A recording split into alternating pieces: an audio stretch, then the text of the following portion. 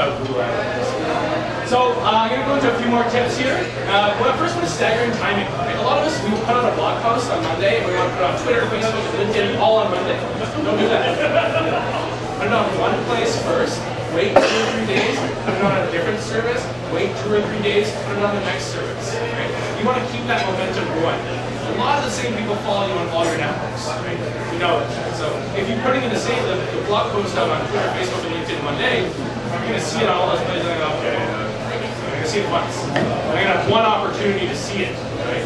But if you stagger that and you put it on your different networks, those true fans are going to have lots of opportunities to see your post, your tweet, or your link. You're going to have more opportunities to check it out. So be sure to stagger timing. Right? Stagger the timing that you're doing it. Like Justin Bieber and his marketing team are the geniuses of staggering. So when Twitter changed their algorithm about what the top trending topic was, they had to, because believers, as they like to call themselves, 12 and 15-year-old girls and their moms, they were tweeting Justin Bieber all the time. He was ruling. He was always the #1 trending topic. And the reason he was so smart. What they did, they released a single on 1 week, on the Monday. The next week on the Tuesday, they released the music video for that single. The next week on the Monday, they released the single on iTunes. And now you can actually download it. The next week, we're announcing our concerts. Every week, they had this whole group of people in a frenzy tweeting about it. So, some points to staggering content. So, this is something that I talked to a lot of people about. I got a few conversions. I got a few conversions on this. And that's the fact that if you use something like Hootsuite or CodeTweet, or you're using something where you're sending out the same message to lots of different places, it might not be the best way to do it. And I don't think you should do that. I think you should actually take the time to reform your message for each ecosystem. So up here we have, this is the same content, same message. This is it on Facebook, right? On Facebook we get this little preview and it brings up this meta description from the website, and then you pull a thumbnail. It's obviously a bad thumbnail on my part. But then we have the same exact thing as a tweet, right? So this language and how this looks is perfect for Twitter. But if I send this to Facebook, a bunch of people would say, well, what's the @ symbol and what is this RT thing? They might not get it. I don't want them to not get it. I want them to get it the first time. I want them to feel comfortable the first time. I want them to click it the first time. So I'm going to use this kind of system. The next one, and the most important one, and I'm not going to ask the question that I normally do, which is how many of you link their Twitter to LinkedIn and embarrass people because I don't want to do that. Do not do that. Okay? LinkedIn is a totally different place, right? 7% of the American population uses Twitter, right? 25, 30 using LinkedIn. People on LinkedIn, most of them, probably not on Twitter, right? Because they're professionals. They're maybe traders. No offense to any traders. They're very different. They don't know what hashtag, they don't know what hash means, they don't know what RT means, or @ or LOL, or smiley winky face, right? It's unprofessional. When they see that, they wonder, what is that person saying? What are they doing? They don't understand.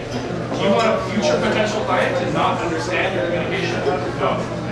So I have a few friends, they're young marketing ladies, and they've actually attached their Twitter to LinkedIn, and I had to say, hey, what about those possible future clients who see your BRB, LOT, LOL things, and feel totally alienated, and like they don't understand? They're never going to tell you, they're just going to hide you from their feed, and they're never going to see anything you post again. So please, please, please, whatever you do, don't link your tweets to LinkedIn, right? This is what the tweet looks like on Twitter, this is what the post looks like on LinkedIn. Right? Very similar to Facebook, clean, it's got the link, it's got the meta description. Hopefully I'm not putting that over there, right? Alright, so I'm almost done. Content is not king or queen. You are. Content is just a tool, right? It's up to you. You need to create more of it, you need to utilize it, and you need to send it out, right? This is you. You're the king or queen. You need to work to create this content. Create content that's not going to be useful one time, but it's going to be useful 20 times into the future, right? That's the idea about answering those questions, having customer focus. So yeah, a few more remarks before I end off and invite your questions. So this is a good point here, right? Peer trust level. Who do we start with in our business to look for help and advocacy and ask them for feedback? Friends and family. They care the most about us. That's the reason why I get most of my blog hits from Facebook. Because my friends and family, they know who I am. They are interested in what I'm writing about. It's not the same as on Twitter where people say, oh, another blog post from a Twitter person. So in the same sense, you want to be working with this group to give you the most assistance possible, within reason. You're not trying to use them for your own purposes, but you're trying to ask them for help, right? Colleagues less, and then your greater social networking less.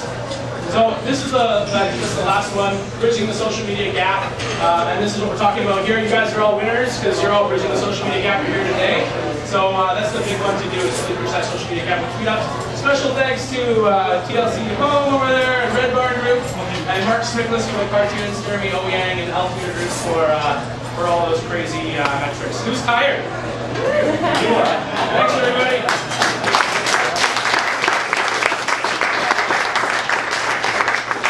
Thanks, Brad. Please, sir. Can you go back to the 7th slide where we talk about translating? I think you skipped over some stuff there. Yeah, one more forward. One more forward? Right there. Yeah. Different language, different time. When you say different language, I mean, you mean different phrases when you're talking about. Yeah, so. What about different languages and translation? Yeah, for sure. I use Google Translate, so when I'm monitoring BCIT's Facebook page in Spanish or a Portuguese possible student asks a question, I just go to Google Translate and copy that piece of language, I paste it, I read their answer, I write my answer in English, Google translates it for me. The other interesting thing about Facebook in particular is you can actually send your posts only to certain areas. So you can actually customize your posts. It only goes to people in Vancouver who speak Cantonese. Check it out. It's that little lockbox next to the send button on your Facebook. Would you use that? It's a very important thing to check out. Yes, that's what you're talking about in terms of different languages? Yeah, because we live in multicultural. And I think on Facebook it's the easiest when they present that thing where you can say, I only want people who speak Punjabi to see this post. And only people who speak Punjabi will see that post. On Twitter, I would actually, if you have a large customer segment that's on one language, I would create a separate account for that customer segment. How big is it? Hopefully it's larger than 5 to 10% of your customer base. Right? Otherwise, it's a lot of effort. Good. Thank you. On blogs?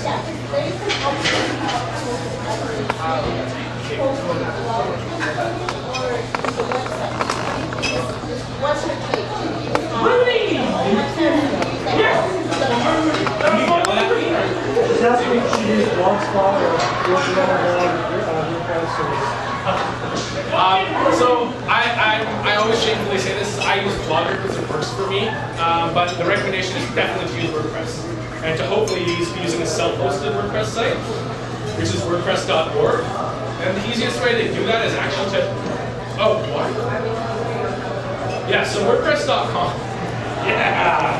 So WordPress.com is the totally free option, and you don't have to host it. So you don't have to have a server to host your site or blog, right? And you can, for $10 a year, it can say, kempsblog.com as opposed to kempsblog.wordpress.com. But if you use WordPress.org, you can actually access the HTML. You can create plugins. Your website won't look. You can create a website. Right? It won't look like a blog anymore. So my strong recommendation is to use WordPress.org, which is the self-hosted option. It does take some technical knowledge to set it up. You can ask Jason to help you. He knows how to do that. Or you can probably talk to somebody, if you know somebody who uses WordPress and works with it, they can help you in about 20, 30 minutes. Or you can Google it, and someone will walk you through every single step of setting up your WordPress.org site. YouTube videos.